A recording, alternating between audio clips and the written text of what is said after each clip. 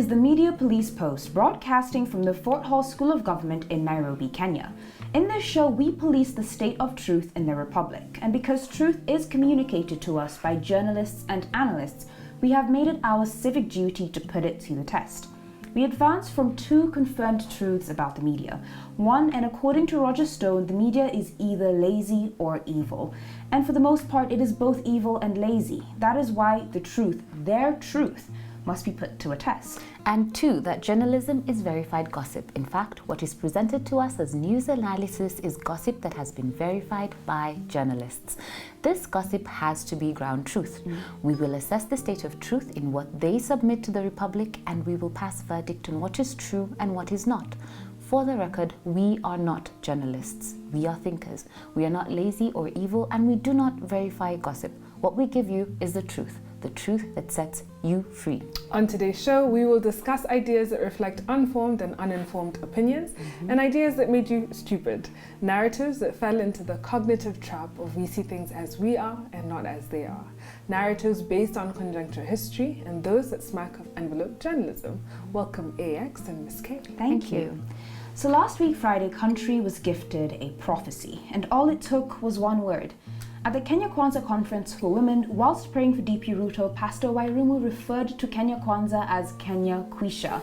And for her divine revelation, rumor has it she was chased from Nyayo Stadium without receiving her dues. Oh no. Effectively punished for speaking the word of God in front of Mr. Bwana Asifiwe himself. And yet today, I will neither address the irony of this rejection, nor the irony of the fact that Pastor WAIGURU, as a woman, was chased from an event specifically for women for displeasing a man. Instead, today I will address Kenya Kwisha's attempt at a response.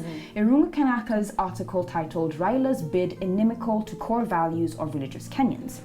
In it, Kenyatta argues that Raila's presidential bid runs counter to the religious values of Kenyans. Implicit in this message is that because Ruto adheres to these values, he is the better candidate. However, Kenyatta's argument is flawed. The first flaw in his reasoning is that it is too general.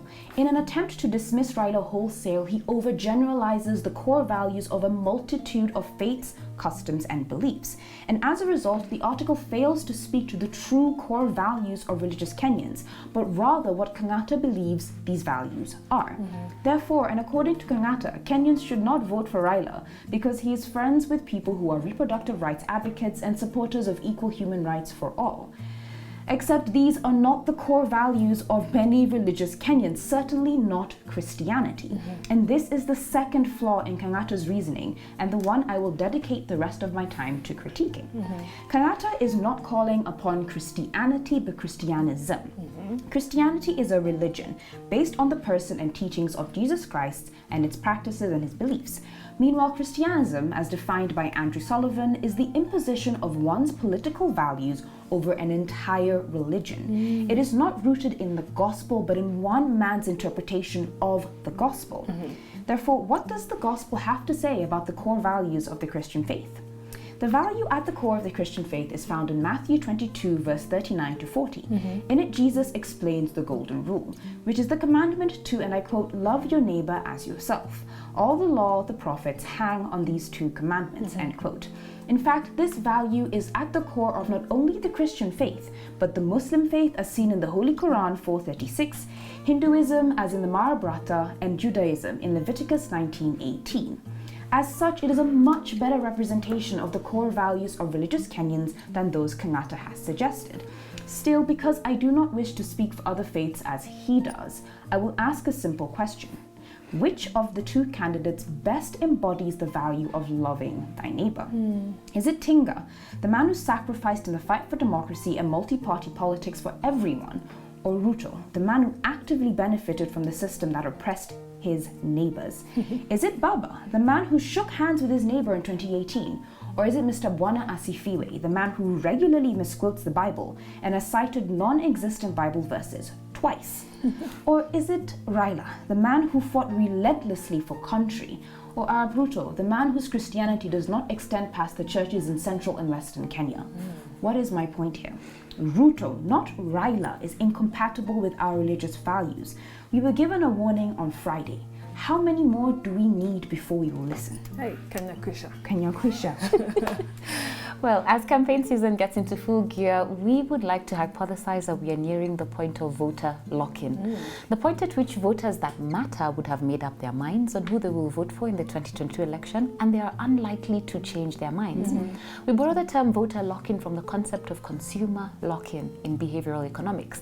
Consumer lock-in is the decreased likelihood of an individual to search for other options or to change to another option once an investment has been made in something. That initial investment called a setup cost, and it can be big or small.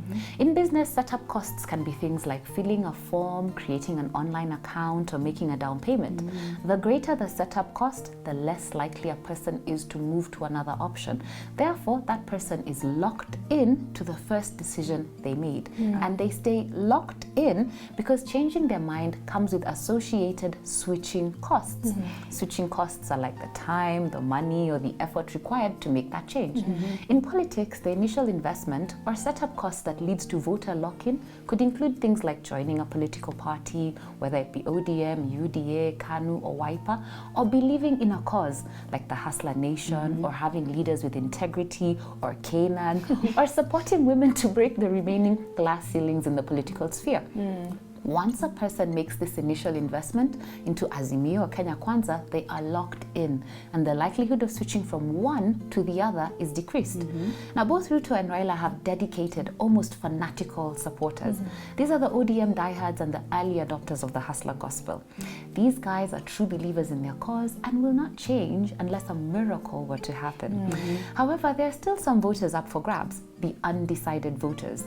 We noted earlier this year that 2022 has seen an uncharacteristically high number of undecided voters. The number of undecided voters this year was calculated at 20% of the total voters. This is 10% more than the number of undecided voters in 2002, 13% more than the number in 2007, 17% more than 2013, and 12% more than 2017. It is the equivalent of 3.9 million voters. These are the voters for whom the campaign season matters. This is because they're listening to the arguments from both sides and they are picking which side they will make an investment in. So the lesson from behavioral economics is this, and this is a lesson for Baba and Martha. Get to those undecided voters first, because once they pick a side, they are invested and are invested in it, they are unlikely to move to another option, even if it is the better option. Lock them in before you are locked out. I like that. And just 57 days to the election day, I want to speak to this 3.9 million undecided voters. Otieno in the Daily Nation told us if Ruto loses the August 9 race, it will be down to the fact that he is running on the wrong side of history. I agree.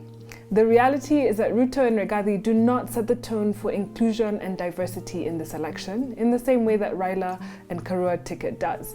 But I think it comes down to more than that. It comes down to the value systems that surround each set of candidates.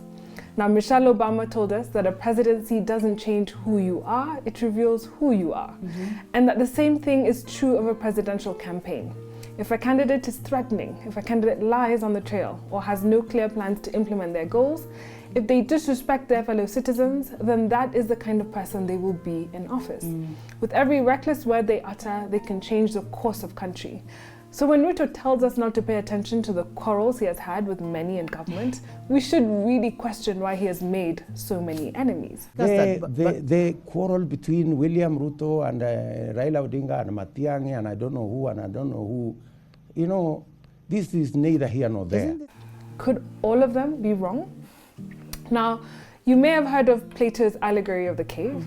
It's a thought experiment that goes like this. Imagine that you and everyone that you've ever known were born prisoners inside of a cave.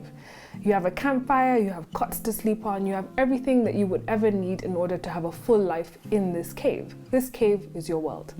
Every now and then, shadows appear on one of the cave walls. But remember that that cave is all that you know. So when you're looking at these shadows, you think that they are real. So when you see a shadow of a bird, you think that it is a bird.